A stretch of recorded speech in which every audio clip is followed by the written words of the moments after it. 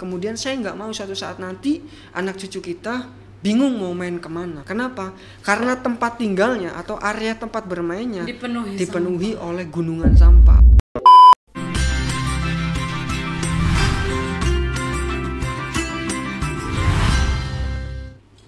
Assalamualaikum warahmatullahi wabarakatuh. Hai Sobat Ambiar, kembali lagi ya di 1 jam lebih dekat. Oke. Nah, pada kesempatan kali ini luar biasa banget. Kalau kemarin kita sempat mengundang narasumber yang perempuan. Nah, pada kesempatan kali ini kita mengundang narasumber yang mungkin kalau kamu aktivis di Cirebon, apalagi kamu mahasiswa, pasti kenal sama yang namanya Kak Khairuddin. Oke, assalamualaikum. Waalaikumsalam. Senang banget bisa hadir di Ambiar. Wow. Bisa nyempetin waktu gitu. Gimana kabarnya, sehat? Kak? Alhamdulillah sehat. Aktivitas lancar dari pagi? Aman, lancar semuanya dari pagi sampai. Emang kelihatan banget kurang tidurnya kayaknya saking padatnya gitu ya. Kalau kegiatan sekarang sih gimana? Kegiatan kayak aktif di komunitas organisasi semuanya masih aktif, kemudian ditambah lagi sekarang aktivitas nyambi kerja juga. Kerja juga. Freelance, nulis reading a book ya. Okay. Dan sosialisasi sama teman-teman semuanya. Betul, karena kemarin kita sempat podcast Kak sama Ketua Forum OSIS Jawa Barat tentang pelajar produktif. Mungkin bentuk aktualisasinya kayak Kak Khairuddin ini. Wadah. Meskipun udah lulus tapi emang tetap organisasinya tuh ngalir terus kerja juga. Okay. Iyalah, organisasi tuh kalau menurut saya rumah. Aduh, udah jadi bagian dari, kalau dalam bahasa biologi itu sel darah. Sel darah. Kalau orang emang wisuda Iya, sel darah merah, sel darah putih, kemudian keping darah atau eritrosit, leukosit, trombosit, satunya lagi organisasi. Beda, sarjana biologi emang beda banget. Emang nggak bisa dipisahin. Iya, nggak bisa dipisahin dari denyut nadi setiap orang yang mencintainya. Gitu. Emang awal organisasi? Awal organisasi sih dari semenjak kapan SD? SD itu jadi komandan pramuka ya. Wih, ngeri. Itu SD. Jadi peserta terbaik juga. Ya, petualangan nyusurin alas pas saat itu Kali Cimanuk ya. Di asli orang Indramayu. Asli orang Indramayu, Kali Cimanuk di situ. Kita tuh pokoknya teman-teman yang nggak paham artinya tentang sandi kotak ya. Sandi kotak, sandi rumput kayak gitu. Sandi kimia, Napoleon semuanya di MI alhamdulillah udah makan tuh. Jadi aman, dan sampai detik ini pun masih ada di rumah organisasi. Harus ada kayak gitu. Oke lah, itu udah jadi darah daging banget deh.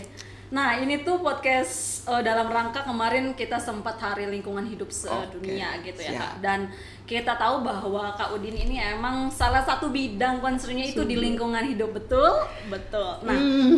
Nah, kenapa bisa awal gabung di Sanggar Lingkungan Hidup tuh awalnya gimana Kak? Awalnya sih saya diajak sama teman saya ya, Isroj atau Aldo lah dikenalnya tuh, kemudian sama Leha juga. Ayo anterin kita ke event pas saat itu tuh Duta Lingkungan Sekolah DLS ya. Cirebon. Iya, sekota Cirebon.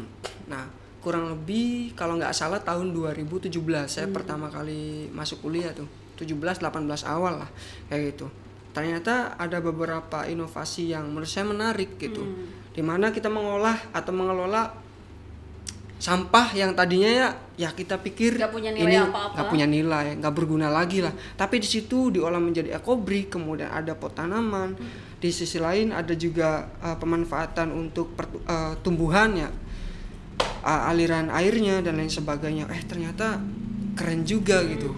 Ilmunya tuh pengen saya gali. Ternyata ada salah satu komunitas. Saat itu saya kenalnya komunitas ya, salah satu komunitas. Nah, tapi sekarang udah berubah ya Kak? Berubah menjadi organisasi, nah kayak gitu. Kemudian dilalahnya setelah itu ada seminar lingkungan hidup yang diadakan oleh Himbio. Saat itu juga tahun 2017 kalau nggak salah, ketua umumnya Terahma Eka Putri.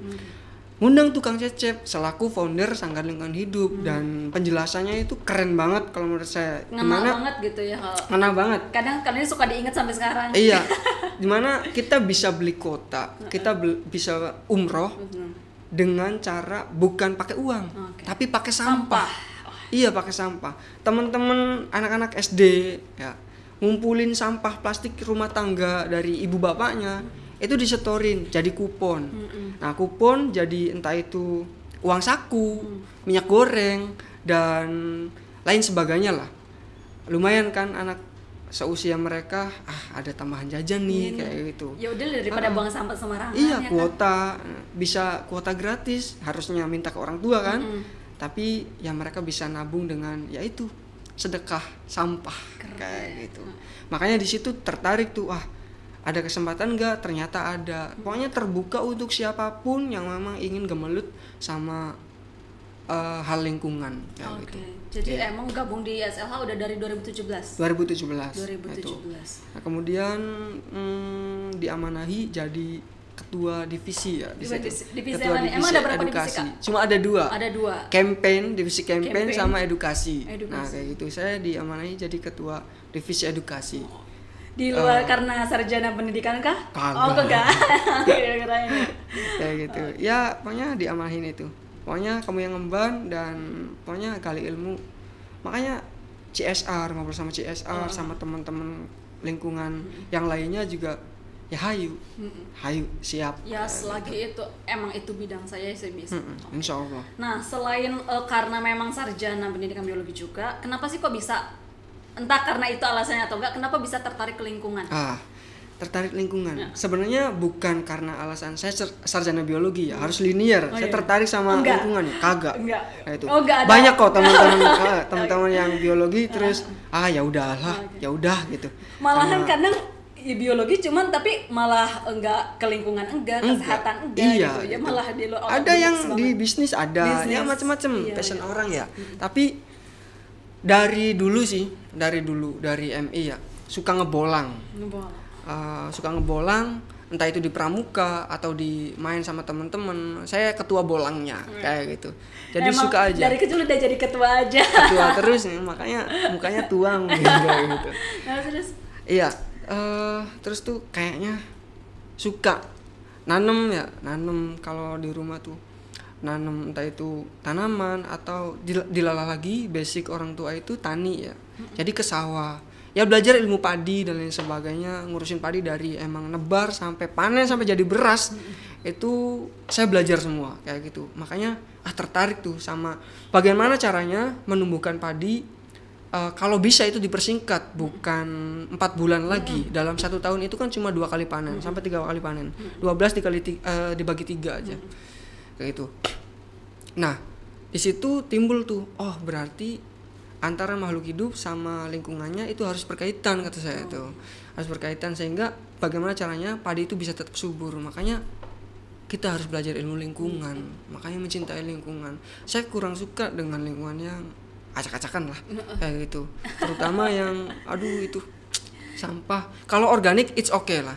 Kayak daun makhluk hidup dan sebagainya, sampah dari makhluk hidup itu. Tapi kalau anorganik itu kan PR kalau bersama ya. Kalau kitanya nggak ini mah gitu nggak bakal. Ya udah jadi sungkrah terus gitu. Emang terkait ya di samping ada teknologi pangan itu sendiri ya kitanya manusianya gitu ya apa enggak. Secanggih apapun teknologi kalau menurut saya, secanggih apapun teknologi selama mindset atau kepedulian aware seseorang masih belum maaf ya dirukyah belum sadar itu nggak berguna teknologi itu. Negara semaju apapun sumber daya alamnya ketika aware dari individunya atau seseorangnya masih kurang peduli, selama-lamanya nggak bakal pernah berubah itu. Karena kita tinggal di semesta juga gitu, dan di situ lingkungan tempat tinggalnya emang kita ini. Nah, lanjut di Sanggar Lingkungan Hidup. Berarti kalau misal udah organisasi ada programnya ya Kak, ada program, maybe kegiatan. Itu sebenarnya lebihnya ke arah gimana kalau SLH? Kalau SLH itu kan karena dibagi jadi 2 ya, ada campaign sama edukasi. Kalau campaign itu lebih ke woro-woro seseorang, bagaimana contoh lah, kita bikin event penanaman mangrove, 10.000 mangrove atau 1.000 mangrove ya. Nah, yang mengelola itu teman-teman dari divisi campaign. Nah, jadi mereka yang IO-nya, event organisasinya. Nah, mereka yang melaksanain, saya yang jadi pengelolanya. Nah, siapa yang mengedukasi masyarakat atau teman-teman audiensnya? Ya tentu dari kita, Tim divisi edukasi. Itu karena mengedukasi mereka. Mengedukasi, mengadvokasi. Advokasi itu apa sih? Jadi menyelesaikan masalah. Menyelesaikan masalah bukan hanya sekadar di luarnya, tapi terus mengakar. Makanya ada kalau misalkan di istilah hukum perkumpulan advokat ya. Advokat itu menyelesaikan masalah. Artinya kayak gitu. Sama di menyelesaikan masalah dalam apa? Dalam lingkungan kayak gitu. Jadi campaign yang woro-woronya ini loh bentuk eventnya, terus ada pelajaran apa saja yang ada di dalam event tersebut, ya kita yang turun tangan selaku divisi edukasi, memberikan pelajaran, pembelajaran, informasi kepada teman-teman audiensnya kayak gitu. Oke nih, jadi kalau tadi di organisasi Sanggar Lingkungan Hidup itu ada 2 departemen, 2 divisi ya Kak. Yang pertama edukasi, yang kedua campaign. Oke, nah terkait sebenarnya di program-program tadi kan ada sosialisasi terkait lingkungan ke masyarakat itu sendiri. Nah kalau dilihat dari atmosfer atau misalkan responden dari masyarakat itu sendiri terhadap ini keadaan bumi kita yang sekarang, nah itu gimana?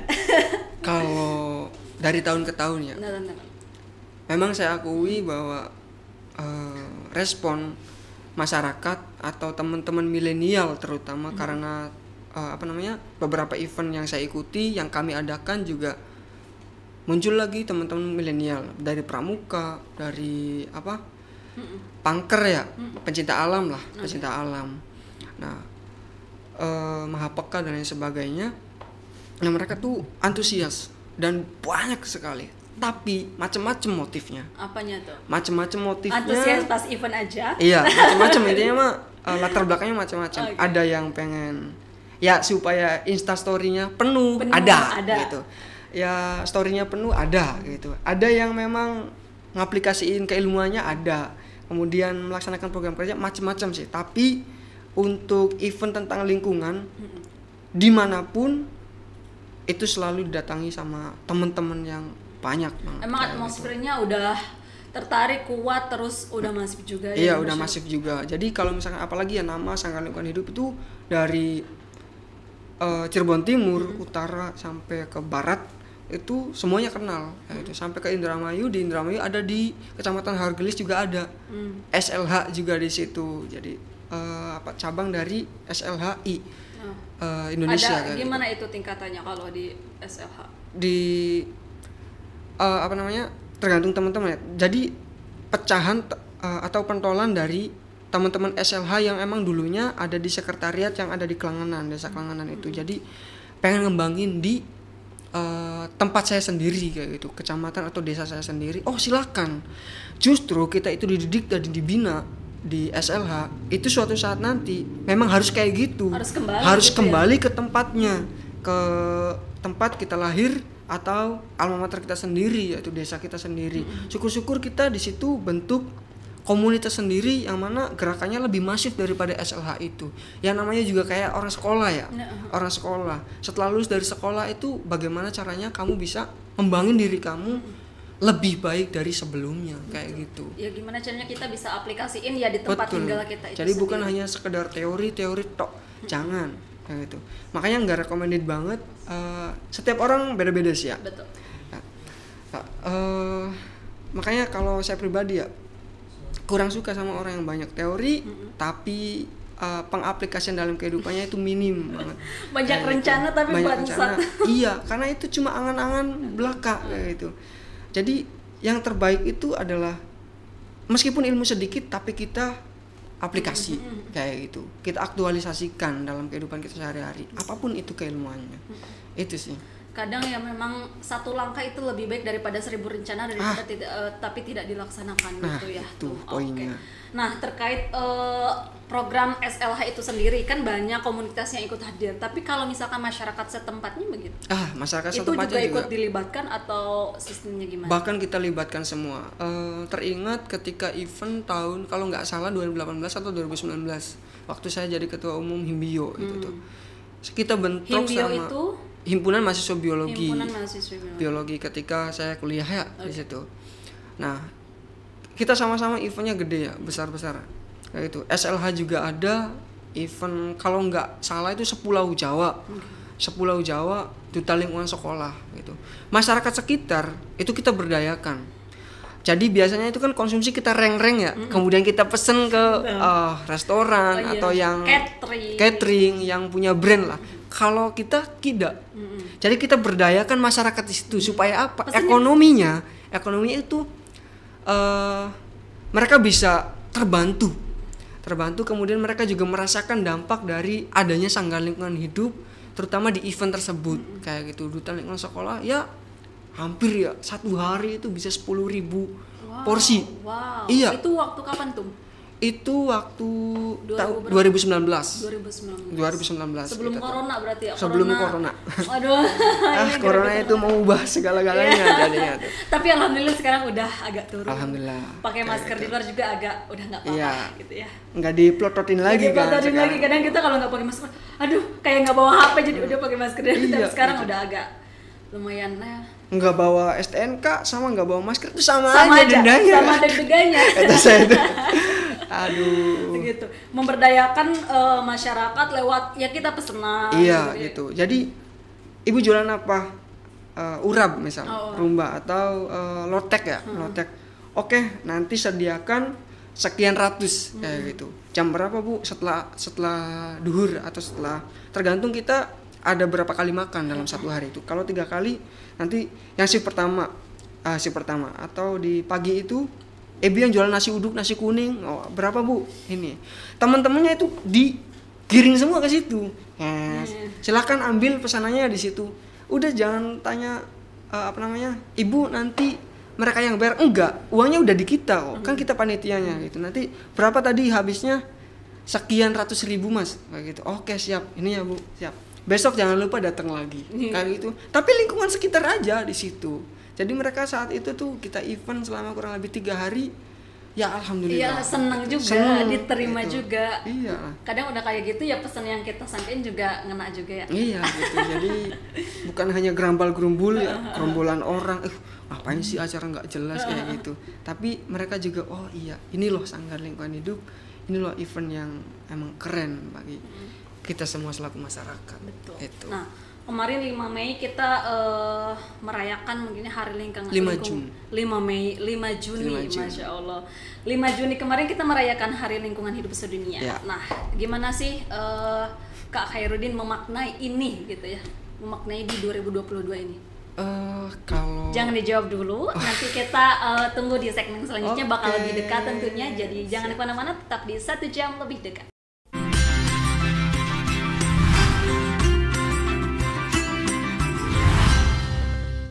Oke, hai Sobat Ambiar. Oke, tadi kita udah ngobrol banyak terkait program-program yang ada di Sanggar Lingkungan Hidup. Nah, di segmen ini kita akan tahu sebenarnya gimana sih seorang Kak Khairuddin gitu ya, aktivis lingkungan, aktivis di yang lain juga, kerja juga, memaknai Hari Lingkungan Hidup 5 Juni sekarang kemarin gitu. Gimana Kak?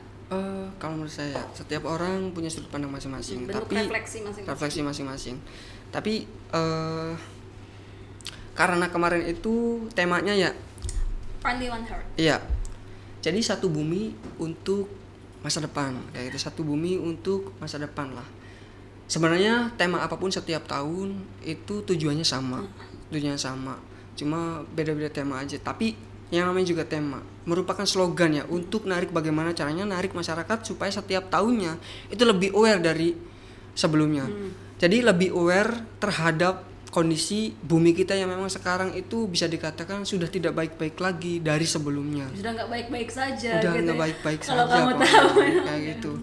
Jadi kalau Kalisna tahu di lingkungan itu ya, komunitas lingkungan pasti selalu ada slogan kita jaga alam, alam jaga kita kayak itu. Begitupun sebaliknya, ketika kita tidak menjaga alam, itu akan berbalik kepada kita. Jangan pernah berharap alam bakalan jaga kita kayak gitu. Makanya kalau di biologi itu ada namanya simbiosis mutualisme kayak gitu. Saling menguntungkan. Iya. Jadi menanggapi hal ini, saya pernah kemarin saya baca artikelnya dari Sekjen PBB ya, Antonio, bahwasanya bumi kita itu sudah dalam pekodaan merah. Kenapa itu? Pengkodaan merah itu apa sih? Jadi setiap tahunnya itu suhu bumi itu meningkat 1,1 derajat Celcius. 1,1 derajat Celcius setiap tahun itu meningkat.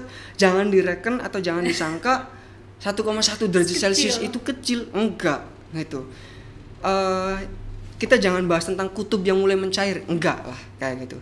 Janganlah, itu terlalu kejauhan. Tapi yang ingin saya sampaikan di sini bahwasanya ayolah lebih aware lagi terhadap kondisi kita. Setelah rule dari kehidupan kita itu kan pertama anak-anak, kemudian ada remaja, dewasa. Setelah dewasa kita mau ngapain? Mau nikah. Setelah nikah mau ngapain? Punya anak dan keturunan yang lain sebagainya kan.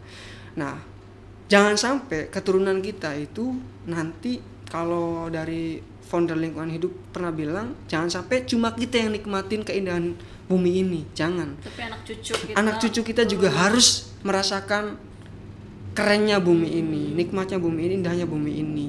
Jadi jangan sampai mereka cuma mendengar cerita atau dongeng belaka terhadap oh ayam itu bentuknya kayak gini. Jangan ke badak-badak lah, badak asing ya kita lihat, tapi ayam yang sekarang marak tapi barangkali suatu saat nanti udah nggak ada kayak gitu. Jadi mereka cuma mendengar oh iya ayam tuh kayak gini ya, katanya tuh kayak gini. Jadi siapa yang menjaga? Persoalan lingkungan itu bukan masalah untuk saya, Herudin, bukan masalah untuk Kalisna juga, bukan. Tapi masalah bersama. Makanya kalau masalah bersama itu tidak bisa diselesaikan hanya oleh satu atau dua orang atau segelintir orang, nggak bisa. Makanya ketika kongres lingkungan tahun kemarin ya, kalau nggak salah tahun 2020 atau tahun 2021 di STKIP kampus putih ya, kampus putih Indramayu di sana. Saya jadi presidium sidang pas itu tuh. Nah, menyatakan bahwa teman-teman itu komunitas pencinta lingkungan dan pegiat lingkungan bilang teori macam-macam lain sebagainya itu nggak perlu teman-teman. Kenapa? Yang diperlukan di sini adalah aktual kita menjaganya secara bersama-sama kayak gitu. Persoalan lingkungan itu bukan persoalan segelintir orang, bukan kata saya itu. Tapi persoalan kita bersama dan solusinya kita harus temukan bersama-sama. Memang apapun upaya yang kita lakukan itu nggak bakal bisa mengembalikan kondisi bumi kita menjadi pulih seperti semula, nggak bisa. Cuman setidaknya kita bisa meminimalisir bahwasanya kita sudah berupaya juga untuk meminimalisir potensi kerusakan lingkungan yang tadinya harus rusak segini tapi cuma segini. Dan suatu saat nanti kalau saya hubungkan ke dalam hal religius atau agama, yaitu memang apa yang kita lakukan terhadap lingkungan ini gak bakal bisa mengembalikan kondisi bumi kita. Tapi setidaknya suatu saat nanti di hari penghakiman kita itu bisa dibedakan oleh Tuhan mana teman-teman atau mana orang-orang yang memang berupaya menjaga lingkungan, menjaga buminya, dan mana teman-teman atau orang-orang yang memang berupaya merusak lingkungan. Di situ kita dibedakan dan suatu saat nanti itu pasti terjadi kata saya. Itu saja motivasi saya. Itu. Jadi memang salah satu bentuk aktualisasi kita sebagai manusia yang menjaga lingkungan. Betul, gitu. Ya saya kutip kitab suci saya ya. Kan dhaharal fasada fil barri wal bahri bima kasabat aydin nas liyudhikum ba'dalladzi amila allahum yarji'un. Telah nampak kerusakan di laut dan juga di daratan. Ya. Itu telah nampak. Ya memang suatu saat nanti panggung sandiwara ini akan musnah, akan dihancurkan dan akan digulung kembali sama sutradaranya, yaitu Tuhan kayak itu. Ya dari lingkungan tersebut. Ya makanya kalau nggak habis sih kalau misalnya nggak habis kalau bahas tentang lingkungan. Di fikih juga ada namanya fikih lingkungan, macam-macam kayak gitu.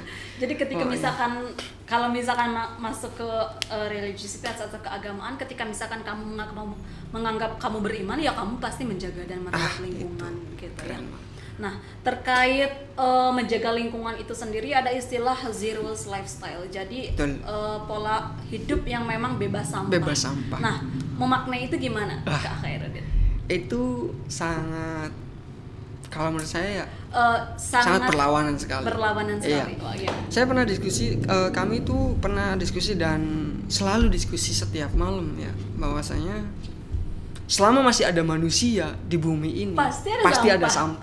Gak bakal bisa ada. Kenapa? Berarti sama dengan manusia sama dengan sampah dong kayak gitu. Iya kan, manusia juga setiap hari ngeluarin sampah, berarti kan menghasilkan sampah, baik itu sampah organik ataupun anorganik kayak gitu. Jadi zero waste itu hanya oke lah, slogan nggak apa-apa, nggak masalah. Jadi itu supaya upaya kita dalam hal aware terhadap lingkungan kita, meminimalisir produksi sampah dari yang kita pencemaran lingkungan yang disebabkan oleh manusia yang masih dalam agama sih masih zalim ya, tidak meletakkan sesuatu pada tempatnya. Ya, nggak adil lah gitu ya. Iya. Jadi zero waste ada yang mengatakan juga itu bisa bebas, oke lah, itu terserah perspektif masing-masing, beda pandangan. Tapi di sini saya nyampaikan pandangan saya sendiri. Menurut saya, kalau itu nurut ya, kalau nurut juga ya udah biarin. Saya itu ya zero waste itu slogan yang bagus kalau kata saya. Tapi aktualnya ya silakan teman-teman bisa lihat sendiri. Kayak gitu sebagai atau selaku manusia atau khalifah di muka bumi ini. Betul. Kayak gimana?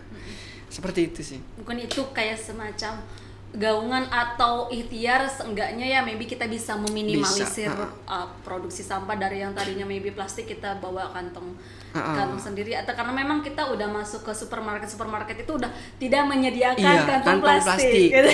Gitu ya. Ya mungkin sedikit bisa ya Kak.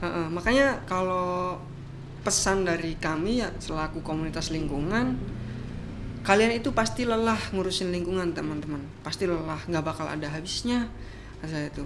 Tapi seenggaknya moto atau hal yang digaung-gaungkan sama kita juga jangan pernah lelah teman-teman, kayak gitu. Biarkan lelahmu jadi lelah aja, gitu. Udahlah biarin Tuhan saja yang itu. Jadi ngurusin lingkungan, yang penting kalian suatu saat nanti juga bakal dibedain. Betul. Mana teman-teman yang aware, mana teman-teman yang peduli sama. Memang ada ciri, artinya ketika misalkan kita bersikap aware terhadap lingkungan itu sendiri juga bisa nampak terhadap lingkungan sekitar, entah kepada saudara, teman dekat dan sebagainya. Itu memang ngaruh banget ada perbedaannya. Oke, nanti kita bakal ngobrol lebih dekat di 1 jam lebih dekat dengan Kak Khairuddin selaku aktivis lingkungan. Jadi jangan kemana-mana, tetap di 1 jam lebih dekat.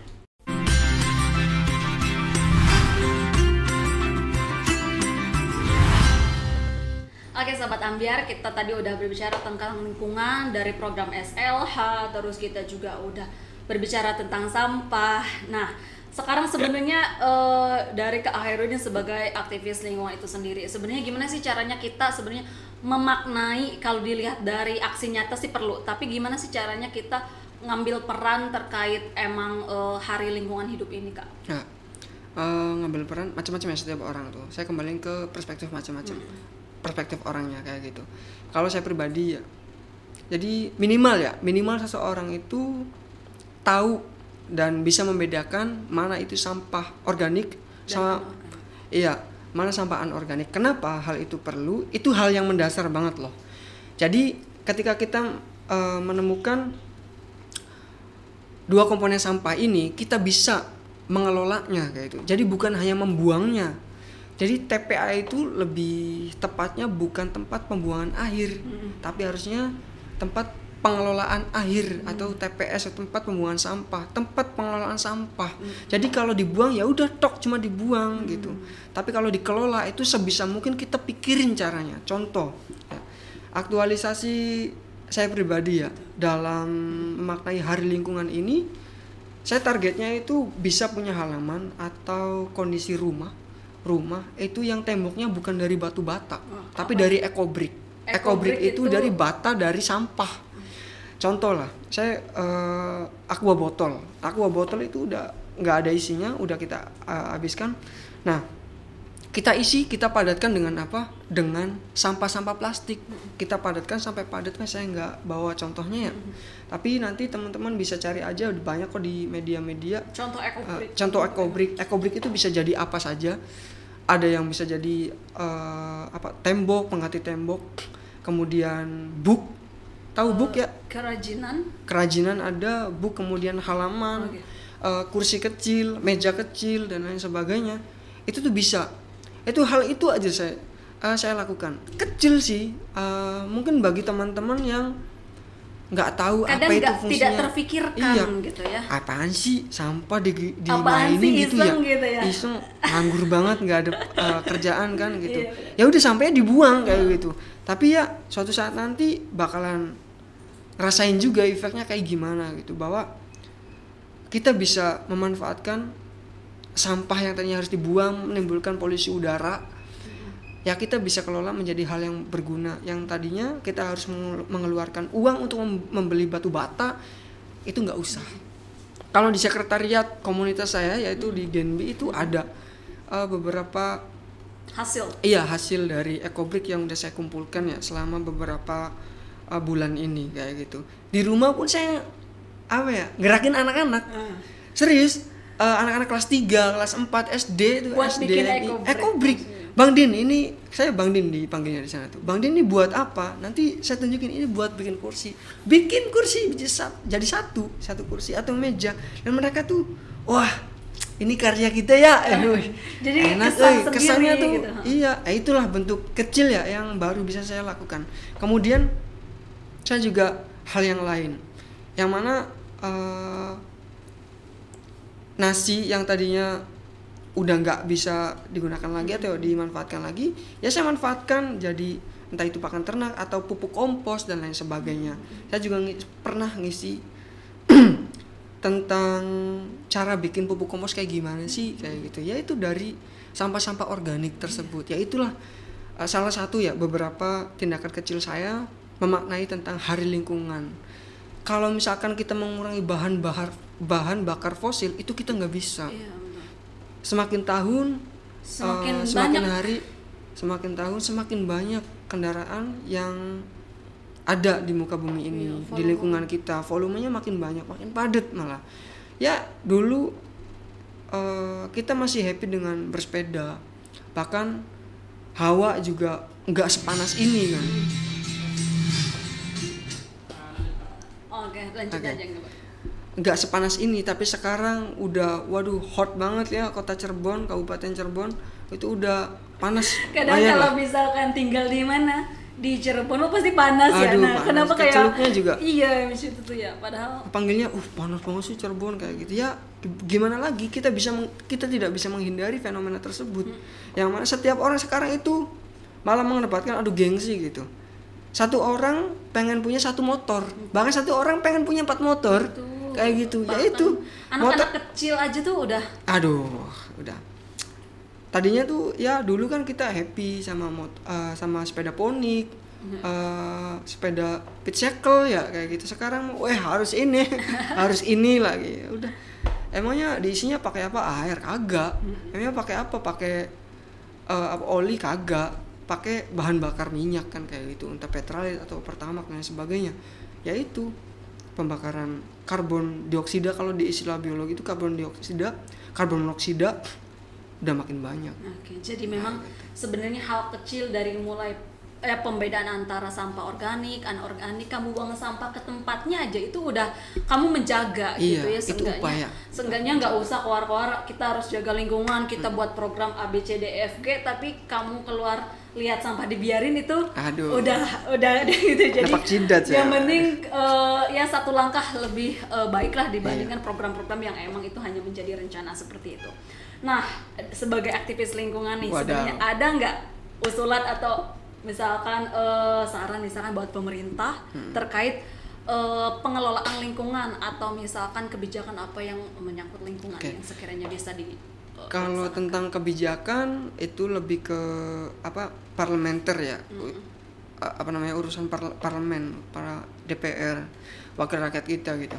Tapi kalau beberapa saya juga diskusi sama dosen saya, atau saya nyampein kayak gini, Pak, Bu, Indonesia itu nggak kekurangan orang pintar kok, kata saya itu.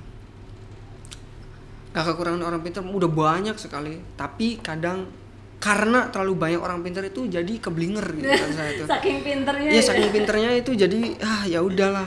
Saya cuma profit buat diri saya sendiri, keluarga saya sendiri kayak gitu. Jadi kayak gini. seberapa banyak pun anggaran yang dikeluarkan oleh pemerintah, triliunan bahkan ribuan triliun pun untuk misal membuat fasilitas pembakaran sampah ya, mesin pembakaran sampah. Mesin pembakaran sampah cuma bertahan berapa tahun sih, berapa bulan sih, itu nonsen, nggak bakal bisa gitu. Tapi kita coba belajar sedikit ke negara kecil, yaitu negara Jepang gitu. Negaranya kecil tapi serius banget nanganin tentang sampah. Serius. Di Jepang itu kalau nggak salah ya, itu pengelompokan jenis sampah itu udah dibedakan jadi 21 jenis sampah. Dan itu makanya ketika Asian Games itu ada delegasi dari Jepang ya, mungut puntung rokok di jalan Indonesia itu, di Jakarta atau di Depok kalau nggak salah. Nah, mereka mungutin kemudian ditaruh di tempat sampah. Kalau di Jepang itu kita ngelempar sampah, berat udah langsung di tempat sampahnya dan itu langsung dicacah dan udah jadi produk yang siap dikelola jadi bahan baru lagi, bahan yang bisa dimanfaatkan. Beberapa diskusi yang pernah kita lakukan juga di Sanggar Lingkungan Hidup itu, orang luar negeri itu simple pemikirannya tapi itu detail. Contoh, buat sepeda, bikin sepeda, dan yang setiap harinya seorang pemuda ini keliling menyusuri desa. Buat apa? Nanyain sampah. Ibu punya sampah nggak? Nyari-nyari sampah. Kalau kita ngebuang sampah. Iya, nyari-nyari sampah. Kenapa?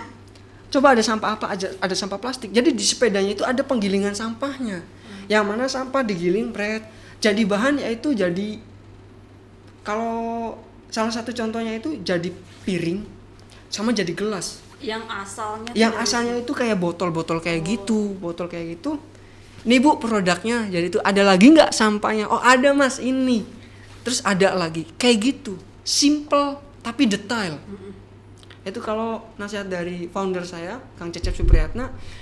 Jadi mereka semua itu bukan hanya kebanyakan teori, bukan, tapi satu sampah ini dipikirin sampai akarnya, kayak itu. Jadi saya pengen ngusulin juga kayak gimana, saya duduk di mana-mana kata saya. Harapannya deh. Ya harapannya ke. Jangan dijawab, nanti kita di segmen selanjutnya, tetap di 1 jam lebih dekat.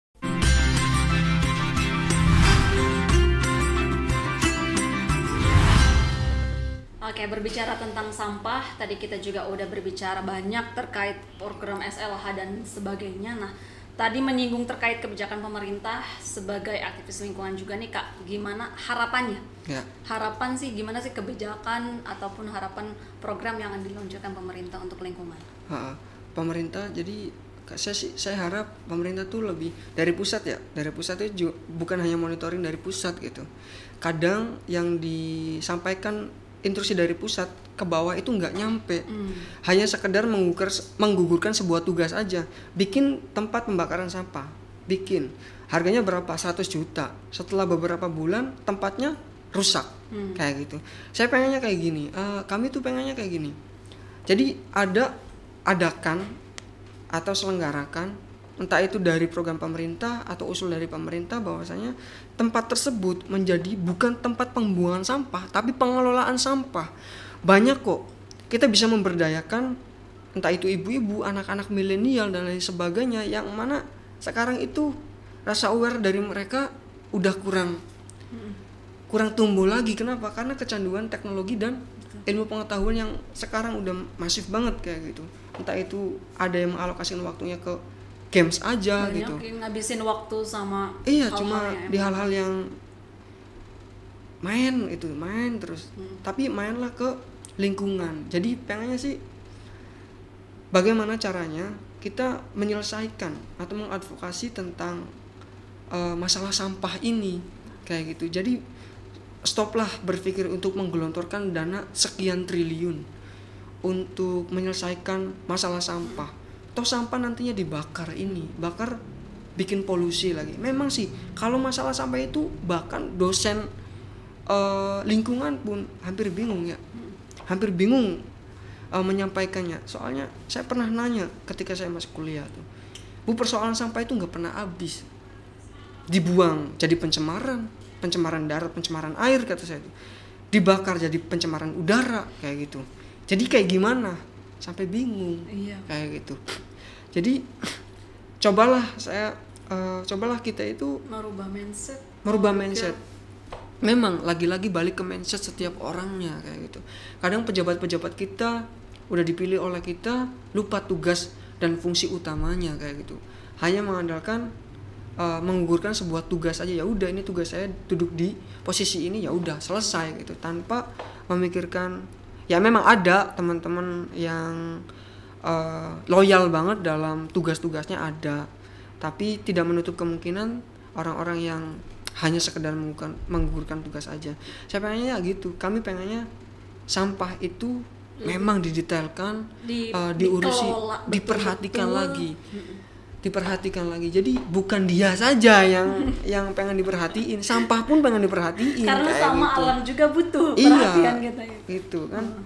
Jadi bukan hanya kita perhatian ke keluarga, perhatian ke ayang, bukan. Itu tapi sampah pun itu perlu perhatian. Lingkungan pun perlu perhatian. Nah, gitu. Jadi ayolah kita mindsetkan suatu saat nanti kita punya anak cucu cicit sampai udah gudeg canggawareng dan lain sebagainya kayak gitu ya.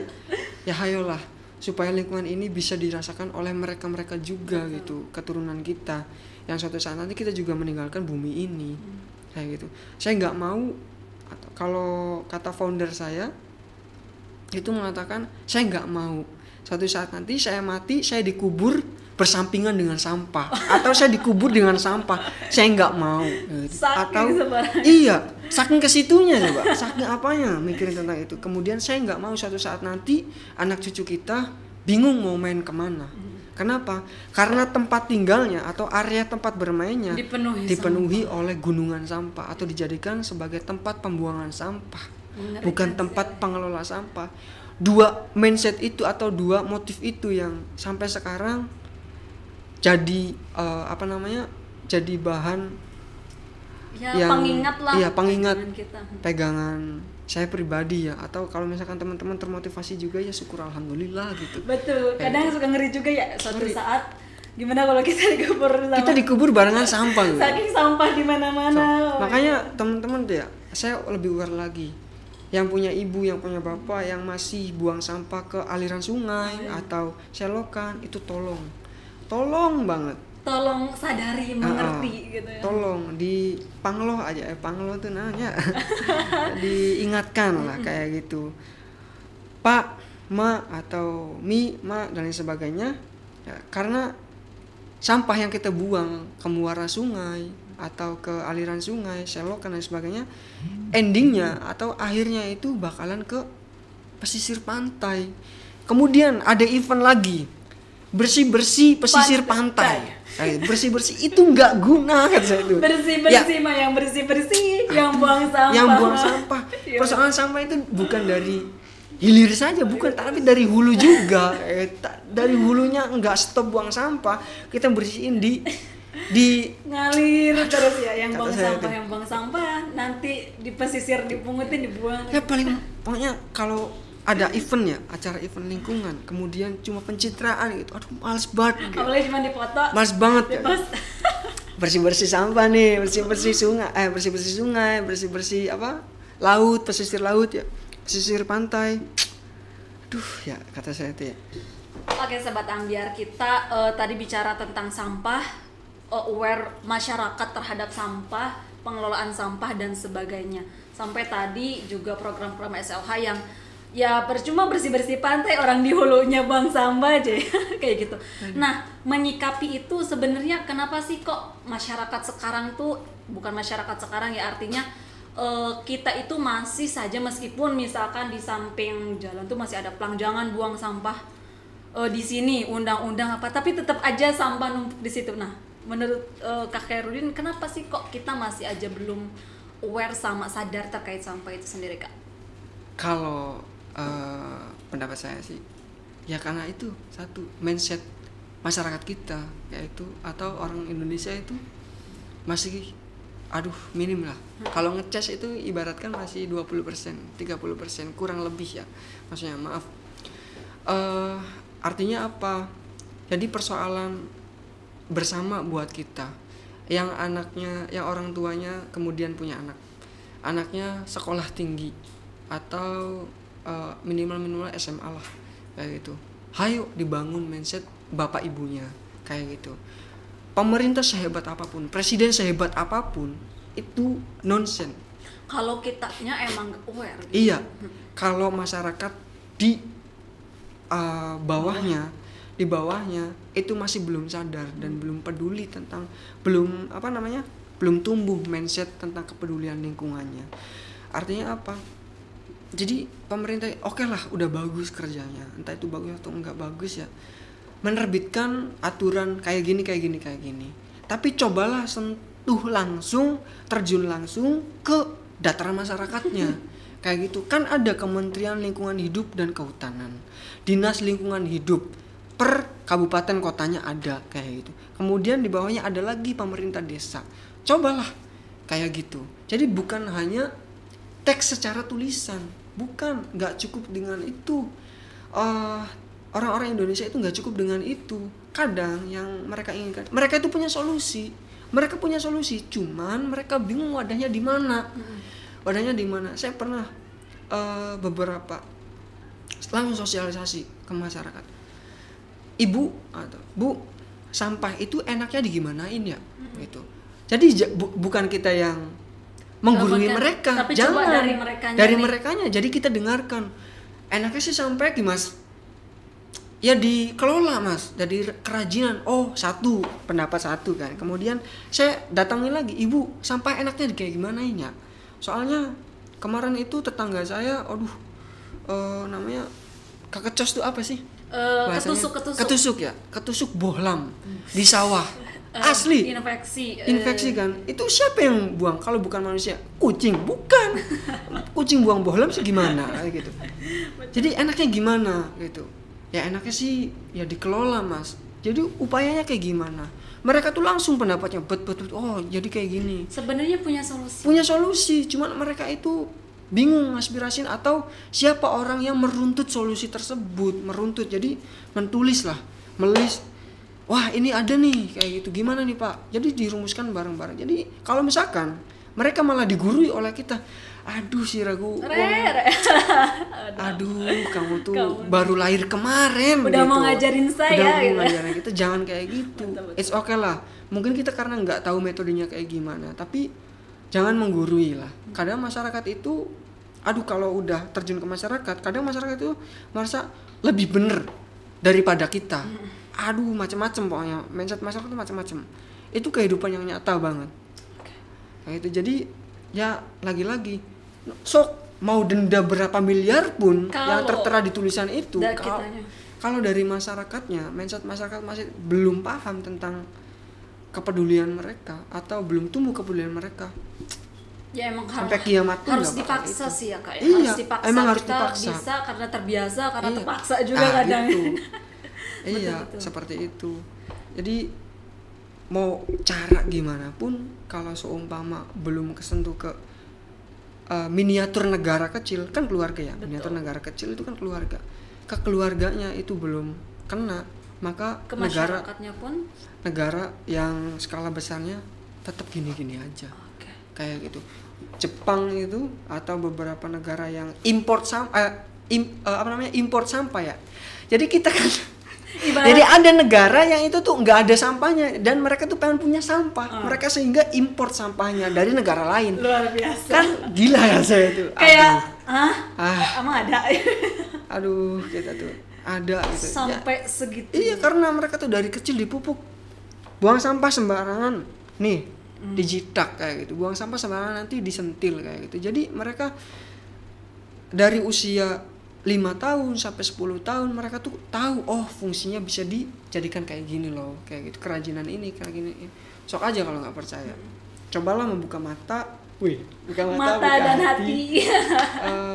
Kita belajar sedikit dari negara-negara tetangga kita kayak gitu, demi kita bisa melestarikan generasi-generasi setelah kita. Betul. Kayak gitu. Intinya mah minimalnya dimulai dari diri sendiri aja. Ketika itu bisa nular secara nggak langsung gitu ya kayak gitu. Oke. Nah, udah banyak banget kita obrolan tentang sampah, tentang lingkungan gitu ya, tentang sanggar lingkungan hidup itu sendiri.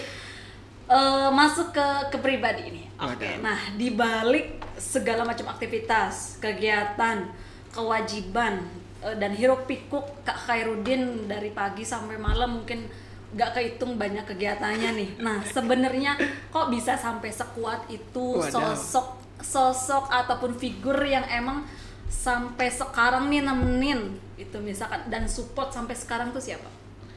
Kalau support sosok ya, aduh. Ngerin, beda deh. Waduh, kalau lebih ke diri sendiri sih kalau saya mah.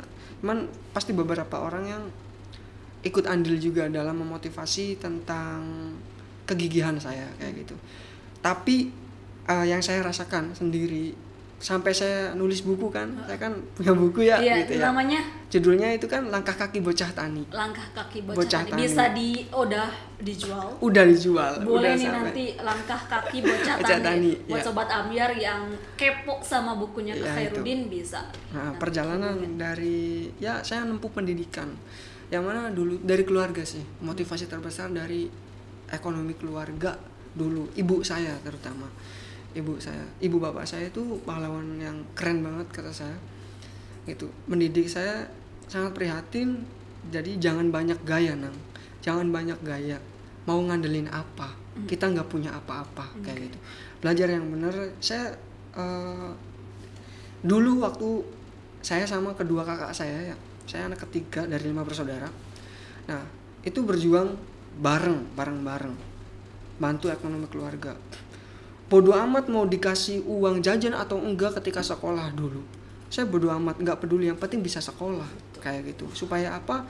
Dulu itu ditagih hutang, marah-marah dimarahin sama tetangga, sampai didiskriminasi, ada istilah diskriminasi ya. Didiskriminasi sama tetangga, sama lingkungan, sama bahkan keluarga sendiri, kerabat sendiri kayak gitu. Motivasi itulah yang menjadikan saya pantang mundur. Ibu bapak saya selalu udahlah jangan kuliah lagi, jangan sekolah lagi. Saya nggak peduli, saya tetap lanjut terus. Yang penting cuma satu mak kata saya tuh, doain saya. Toh dana pendidikan mah sudah ada yang ngejamin, Tuhan yang ngejamin kok kayak gitu. Nggak usah khawatir, saya mah nggak peduli mau jajan mau makan itu urusan belakangan. Yang penting saya bisa sekolah. Kenapa? Kan di Al-Mujadilah juga kan disampaikan yarfa'illahu alladziina aamanu minkum walladziina utul ilma darajat. Siapa yang beriman dan berilmu nutut ilmu nih, itu pasti diangkat derajatnya.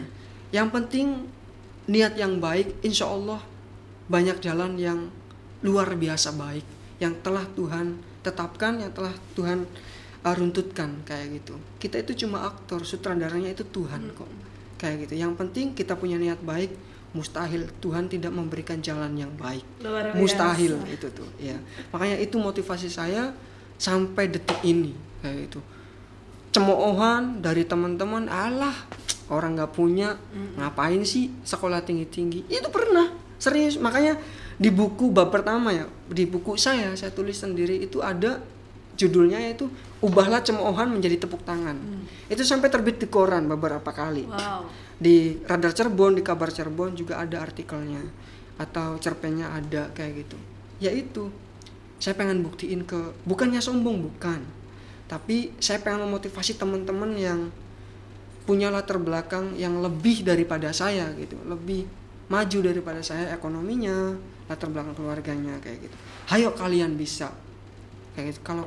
Kalau saya bisa, kalian lebih bisa. Kadang memang yang namanya pembuktian yang paling balas dendam yang paling nyata ya pembuktian itu sendiri.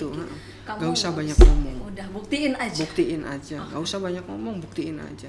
Kata itu ya orang lain mah. Maaf ya, saya cerita sedikit. Oke lah, saya juga nyusun skripsi. Selesai. Saya offin dulu nyusun skripsi. Saya nulis buku dulu. Saya cita-citanya apa? Saya harapannya gini. Ketika saya munakosa, saya pengen jajarin 2 karya tulis saya. 1 karya ilmiah skripsi saya, 2 karya buku saya. Saya jajarin kayak gini, kayak gitu. Ini buku motivasi buat teman-teman yang memang udah ngeluh, aku mah cuma kayak gini ekonominya. Enggak teman-teman, selagi kalian punya niat, kan kalau kata Bang Haji ya, ramai-ramai itu banyak jalan menuju Roma, kayak gitu. Selama kita masih ada kemauan, di situ kita bukan ada jalan, kalau kata saya itu banyak jalan, banyak banget kayak gitu. Tuhan itu gak miskin inovasi, gak miskin rencana, gak miskin keuangan. Kalau masalah keuangan mah aduh, kayak kamu nggak punya Tuhan aja, kata saya tuh, kayak gitu. Udah kayak gitu. Oke, kita akan ngobrol lebih dekat, jadi tetap di 1 jam lebih dekat.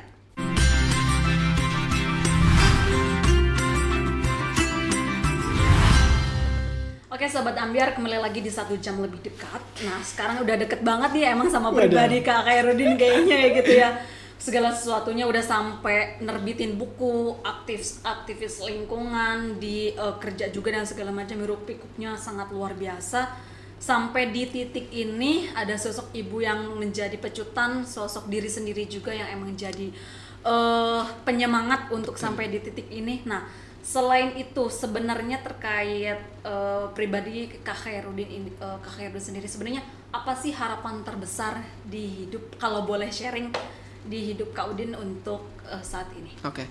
Harapan terbesar tetap ya, tetap sesuai dengan koridor yang diajarkan oleh panutan saya, yaitu Muhammad SAW, Nabi Muhammad SAW, kayak gitu. Beliau pernah menyampaikan kan gini, khairun nas anfa'uhum linnas, kayak gitu. Sebaik-baiknya manusia yaitu bermanfaat untuk manusia pada umumnya, manusia lainnya, kayak gini. Jadi makanya doa saya ketika berdoa, ya Allah jadikanlah ilmu saya bermanfaat untuk lingkungan masyarakat. Udah itu tok, yang paling besar tuh itu. Saya pengen kalau misalkan punya usaha pun saya ingin memberdayakan lingkungan saya, kayak gitu. Kemudian saya pengen punya yayasan juga, orang-orang atau anak-anak yang putus sekolah atau anak jalanan kayak gitu. Saya juga pernah main sama teman-teman di jalanannya kayak gitu. Dan mereka tuh punya potensi gitu, cuma wadahnya aja yang nggak ada. Saya pengen kayak gitu bentuk sebuah komunitas atau yayasan sendiri bagi teman-teman yang punya banyak potensi. Saya sedikit mengutip dari ceramahnya Ustadz Adi Hidayat. Di dunia ini nggak ada manusia yang terlahir bodoh, mustahil. Dan saya salah satu orang yang nggak percaya kalau di bumi ini ada manusia terlahir bodoh, nggak ada. Manusia itu semuanya terlahir dengan potensi kecerdasan, kata beliau. Itu. Jadi tipe manusia itu ada 3. Pertama, 90% itu manusia itu diciptakan dengan potensi kecerdasan, orang cerdas. 5%-nya itu orang jenius, dan 5%-nya itu orang yang bisa dikatakan 5%-nya keterbatasan kayak gitu. Nah, kalau kalian berada di posisi 5%, entah itu orang jenius ataupun orang yang punya keterbatasan, kalian masih punya satu potensi lagi atau kesempatan lagi masuk ke dalam 90% orang yang memiliki potensi kecerdasan, menjadi orang yang cerdas. Albert Einstein tahu, tokoh fisikawan kan ya, tokoh sains gitu. Albert Einstein itu dicaci sama gurunya atau dimaki sama gurunya. Saya nggak punya kosakata yang pas ya di forum ini soalnya. Wah, kasar banget gitu. Kamu itu ini. Udah keluar dari sekolah. Kenapa? Karena saking, maaf dalam tanda kutip, saking bodohnya. Gitu. Idiot macam-macam dan sebagainya. Tapi ketika nemu buku karyanya Ibnu Sina atau Avicenna ya, baca bukunya beliau gitu, terbuka kecerdasannya. Yang tadinya Albert Einstein itu masuk ke dalam 5% orang yang kategori orang yang punya keterbatasan, menjadi orang yang 5% jenius. Masuk ke dalam orang yang kategori 5% jenius. Siapa yang gak kenal Albert Einstein sekarang? Penemu teori relativitas di fisikawan. Di biologi juga kita kenal sama beliau gitu. Tahu sama beliau gitu. Banyak, ada Ibnu Hajar al-Asqalani itu kan mondoknya, waduh. Bisa dikatakan kalau istilah Indramayu Cirebon itu bebel banget ya. Tapi ketika nemu mukjizat tetesan air yang mengenai batu yang gede banget, tapi itu kan berlubang, maka terbuka kecerdasannya, macam-macam keilmuannya. Orang-orang tokoh-tokoh kita yang hebat-hebat di sana. Itu. Jadi emang punya potensi dan potensi kecerdasan masing-masing. Jadi udah dilahirkan memang sudah dikaruniai seperti sesempurna itu gitu Iya, ya. sesempurna. Jadi kalau masih ada orang yang keluh dengan saya mah ini, kamu tuh sudah. itu tuh. Jadi Ya, semoga. kalau kata beliau ya Ustadz Adi Hidayat itu bahwasanya kita itu manusia, Bani Adam kan sebutannya Bani Adam salah satunya. Itu Bani Adam. Itu punya potensi kecerdasan. Tapi karena Nabi Adam itu nabi, dia juga manusia kan. Kalau nabi itu kan hakikatnya diberi pelajaran itu langsung dari Tuhan. Kalau kita nggak bisa, tapi kita juga manusia. Nabi Adam punya kecerdasan, kita juga punya kecerdasan. Cuman kita bukan nabi, jadi kita nggak bisa langsung dialog sama Tuhan. Wah ini nih ilmunya, ini laduni nih, chat kayak gitu nggak bisa. Tapi perlu proses. Kenapa? Karena kita manusia, ada hakikat manusianya di situ. Jadi khalifah fil ard itu jangan pernah kita lupakan. Peran kita itu dimanapun, di bidang apapun. Kalian bisa dan kalian cerdas, kalian punya potensi di bidang kalian masing-masing. Kalau kalian di akademiknya lemah, kurang ya, kalian percayalah unggul di bidang yang lain. Entah itu di hal masak, di hal nge-YouTube, editing video, punya karya-karya yang lain, menulis dan sebagainya, macam-macam orang tuh kayak gitu. Kita nggak boleh mengejudge seseorang, kamu bodoh segala hal, nggak bisa, jangan kayak gitu tuh. Itu mendiskriminasikan mereka, membombardir mental mereka, jangan. Betul. Membombardir mental mereka sama aja membombardir sang pencipta kita. Karena yang menciptakan mereka ya Tuhan Yang Maha Esa, yaitu Allah Subhanahu wa taala. Luar biasa, motivasi sekali gitu ya. Jadi memang punya potensi kecerdasan masing-masing. Betul. Jadi jangan sampai kita mengkerdilkan apa yang mereka bisa terus kita gantikan yang ada malah down segala macam. Oke, terakhir dari Kak Khairuddin sebagai aktivis lingkungan, pesan apa sih minimalnya untuk kita Sobat Ambyar dan umumnya untuk kita semua terkait terakhir lingkungan ini sendiri? Oke, lingkungan ini sendiri. Pesan terakhir ya. Jangan terakhir nih, kayak mau kemana aja. Pesan Kak Khairuddin buat Sobat Ambyar. Ya, teman-teman jangan pernah lelah dalam menjaga lingkungan kita ya. Menjaga itu bukan kita nungguin kayak tunggu lilin, bukan. Tapi upaya-upaya kita yang bisa membedakan diri kita dengan orang-orang yang di luar sana yang kurang aware. Kalau masih terdapat orang-orang atau teman-teman yang kurang aware, ayolah mulai dari diri kita sendiri, kita yang menjadi pelopor bukan pelapor. Jadi jadilah pelopor bukan pelapor. Pelopor dalam hal apa? Kalau pengen fokus ke lingkungan, silahkan dalam hal lingkungan kayak gitu. Percayalah dan ingatlah, kalian itu suatu saat nanti bakalan punya generasi penerus. Anak kalian lah, jangan ke orang-orang saudara kalian, jangan gitu. Anak kalian mau main di mana kayak gitu, mau main kemana. Jangan sampai anak kalian udah sedih nantinya, sedih dan nguplek-nguplek mainnya cuma di kamar halaman nggak rumah, melihat lingkungan gitu. halaman rumah, cuma sekedar dongeng aja kayak gitu. Jadi persoalan lingkungan, percayalah setiap tahunnya nggak bakal pernah habis.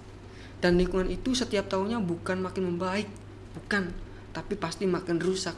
Karena itu udah ada di rule-nya, di sutradaranya kayak gitu. Tapi seenggaknya kita bisa menjadi pembeda mana orang yang aware, mana orang yang dolim, mana orang yang aware kayak gitu. Suatu saat nanti kalian para pejuang lingkungan itu bukan hanya kita nanam tumbuhan, kemudian menjaga hewan, tumbuhan dan sebagainya.